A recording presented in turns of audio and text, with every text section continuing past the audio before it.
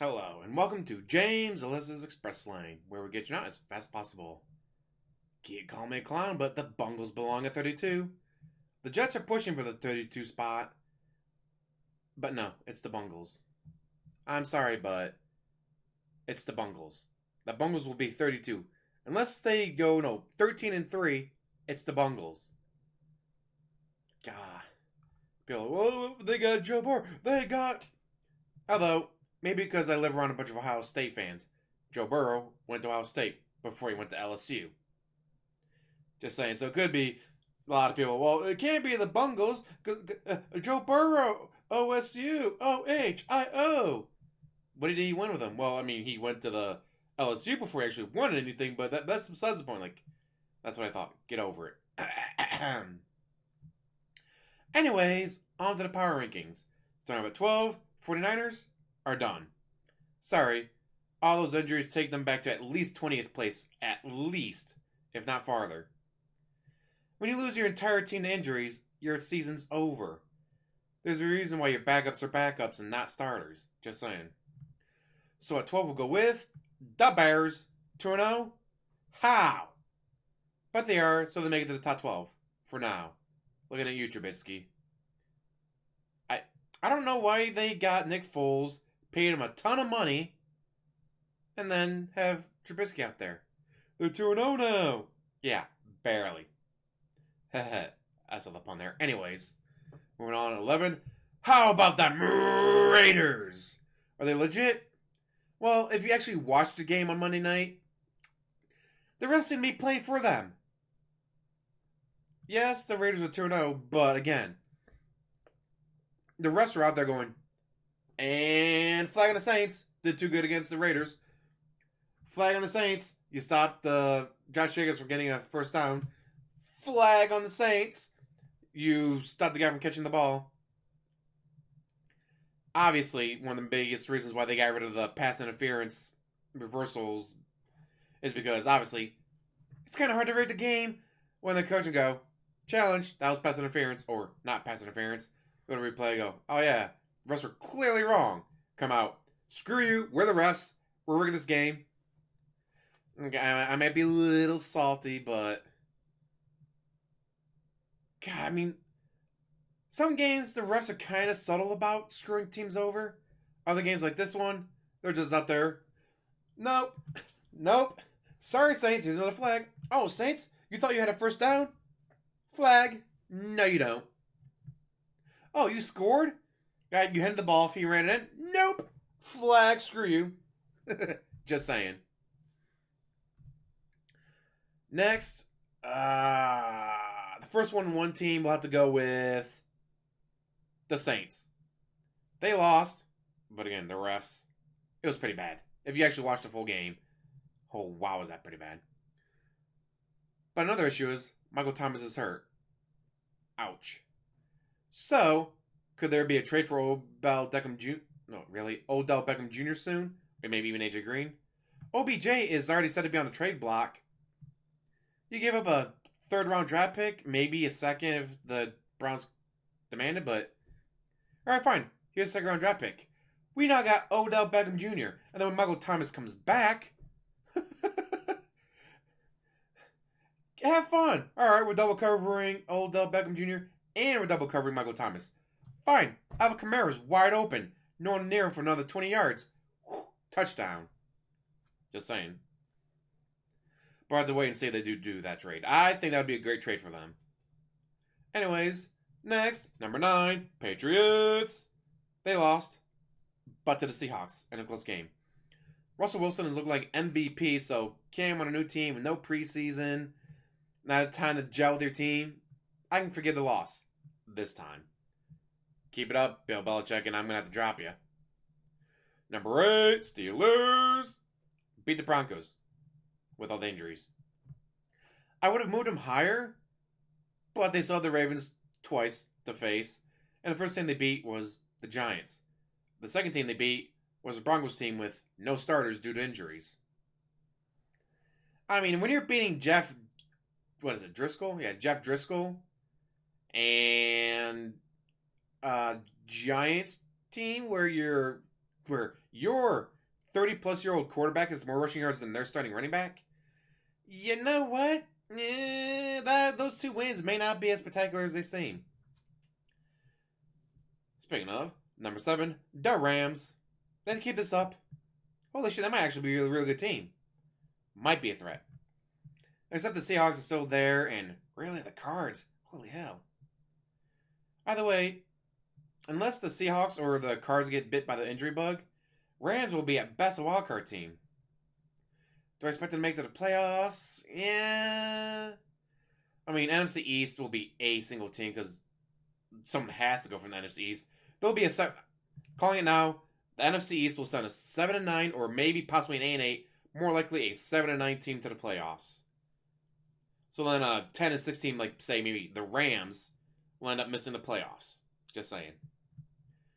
Number 6, team that won't be missing the playoffs, Titans. For now. Derrick Henry had 6 touches the entire game? But they still won.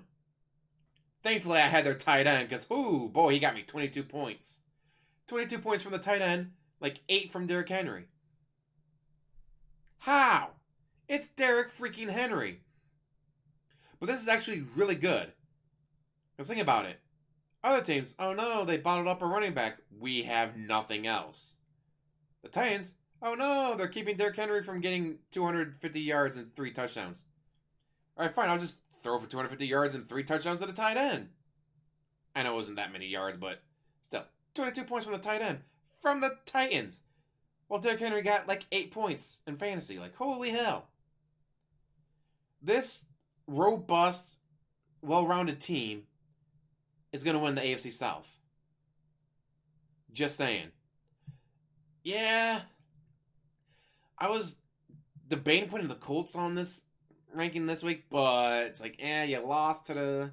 And then you won to... And it's They beat the Vikings with no Stephon Diggs.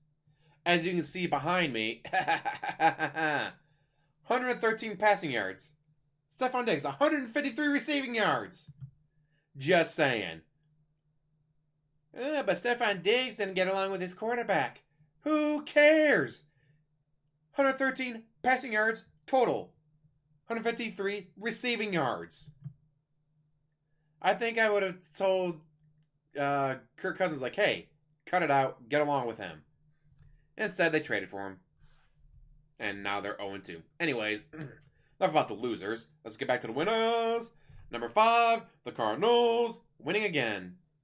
It was the Washington football team, so I couldn't move them up too much higher. And they're keeping up with the Joneses, but they still have the Seahawks to worry about. And possibly the Rams. But, unlike the Cowboys and Browns, who have 1,000% talent on offense, except for quarterback, the Cardinals got it all. They got DeAndre Hopkins on one side. Oh no, Larry Fitzgerald on the other. Who do you double cover? Alright, you're going to double cover both? Fine, we'll just hand the ball to Kenyon Drake. Oh, look at that. He just got 100 yards. And then, what was his name? Isabella? The guy's last name was Isabella, I think his name is. He was putting up yards and catches. You know why? Because everyone else is double covered. He's hey, QB. There's not a single person within 10 yards of me. You want to throw me the ball? Thanks. And of course, on defense, they still got Patrick Peterson. The Cards might be one of the best well-rounded teams out there. Especially as young as that, except for Larry Fitzgerald, as they are. I mean, could it really be DeAndre Hopkins being just that big of a playmaker? And even then, it's not just him being a big playmaker. It's defense having to go, do we double cover Fitzgerald? Do we double cover Hopkins? Do we double cover both? Oh shit, that guy's wide freaking open.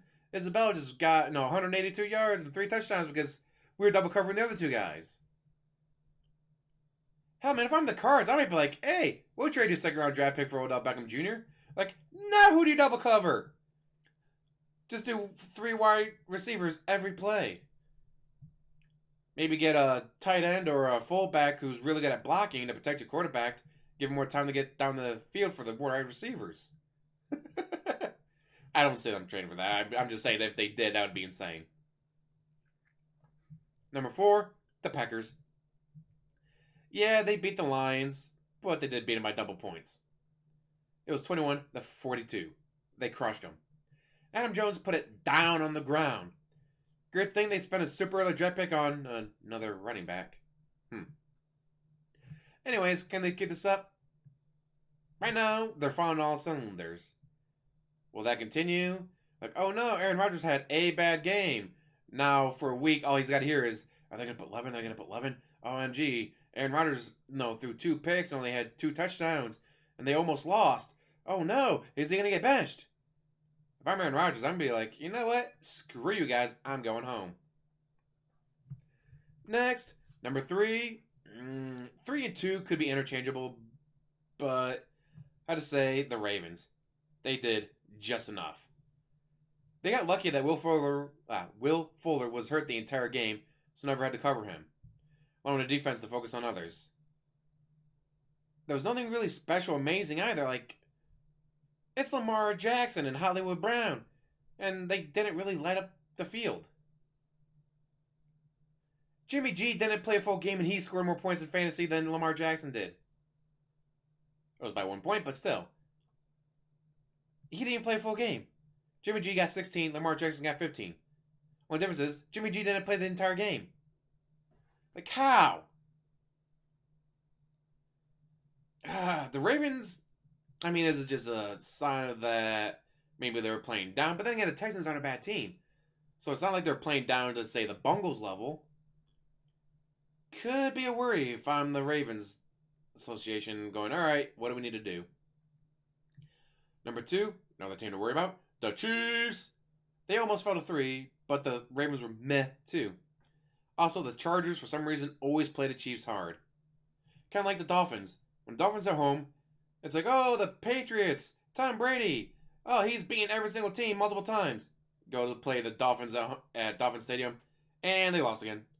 It's like, what is it about the Dolphins at home that allows them to beat the Patriots? It's a weird phenomenon. Much the same way, what is it about the Chargers that for some reason the Chargers always play the Chiefs harder? And oh boy, that kicker. 3 in a row. 3 kicks in a row. Got them all. He's having a good time that night. I wouldn't be surprised if other teams are calling up the Chargers going, hey, how did you do that? How did you keep the Chiefs at that low? How did you force the Chiefs to have to kick a field goal 3 times to win the game?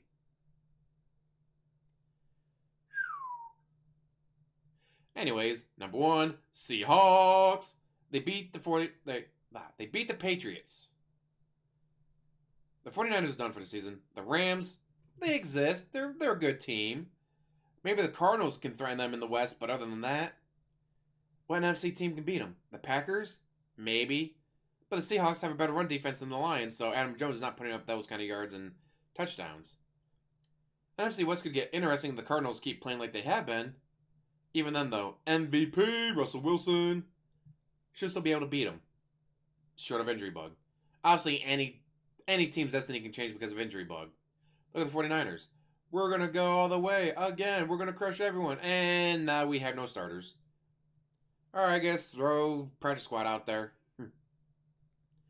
Like they're trying to blame the Jets' turf. But it's like, well, how come the Jets didn't rack up, 30 injuries? You racked up 30 injuries. They didn't. Playing in the same field. Probably not the turf. Also, the NFL has super hardcore rules about all that. To make sure that, the fields are playable on. That's why a few years ago, the Mexico City game got canceled because their turf was trash. Some teams that are edging in there, getting close, like, say, the Cowboys, they got all that talent. And they never led the game. Literally, the clock was at 0 seconds. The game was over, 0 seconds, when they finally got the lead. So they legitimately, by rule, never led the entire game. They went the entire all 4 quarters, the entire game, never had the lead. They had to go to 0 seconds to get the lead and win the game. It's the Falcons. The Falcons are a good team. The Rams are a good team. So it could just be a case of, ow. Had hit 2 speed bumps in a row like that. Just saying. It happens. Another team right on the cusp. Yeah, I really want to put Tampa Bay on there because it's Tom freaking Brady and Leonard Fournette and Rob Gronkowski and Mike Evans. But although, again, just like all the other teams, they didn't have a preseason. But unlike, say, the Packers didn't have much changeover, or the Seahawks wouldn't have much changeover, the Buccaneers pretty much changed their entire team. New quarterback, new running back, new wide receiver, new tight end, new defense, new everything. Maybe, just maybe, they could have used some preseason games, even just one, just to get some mechanics down. God, how different would this season be right now if we even had just 2 preseason games? Get 2 preseason games in, get the kinks worked out before the season starts. Because right now, probably like the first 3 games, it's like, oh wow, this team went 3-0. What did the rest of the season? Oh well, I mean they went 5-11 for the rest of the season.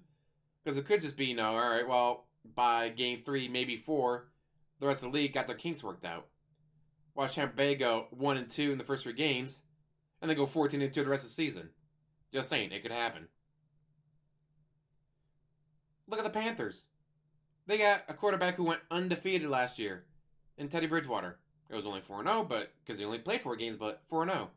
Behind him, P.J. Walker, a guy who went 6-0 with the Houston Roughnecks. And then Christian McCaffrey gets hurt. And they don't really have any outstanding wide receivers. Oh, hey, there's another trade for Odell Beckham Jr. you could see. Get him onto the Panthers, give Teddy Bridgewater a weapon to throw to. There are so many teams that could be playing better, should be playing better, but aren't because, oops, no preseason. No time to work the kinks out with their new team. Although Stephon Diggs, look at that, look at that, look at that, look at that. Stephon Diggs, 153. Minnesota, 113.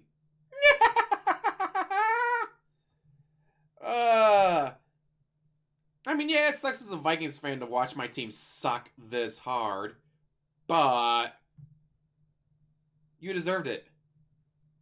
I would not have gotten into Stephon Diggs. I'd been like, all right, Kirk Cousins, you want to be a bitch? We'll trade for Andy Dalton. And we already know he looked good in purple for when he played for TCU. Yeah, we spent way too much money on him, though. Like, they can't get rid of him because of his contract. No other team will take on that contract.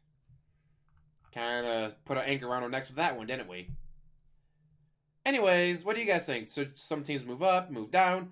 Did I leave a team off? Like, say, the Buccaneers. A lot of people are saying, oh, the game 1, I mean, it was against the Saints. And it was, the first game, they got to work the kinks out. They're working the kinks out. Which, obviously, they are. All the teams are at this point.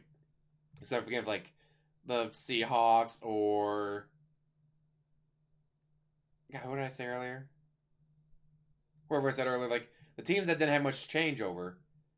It's like, all right, well, we had the exact same players we had last year. There's no real difference. We're good. Well, you get other teams like the Buccaneers that have completely new teams. And I'm just going on. Anyways, thank you guys for watching. As always, like, subscribe, comment down below, and have a wonderful day.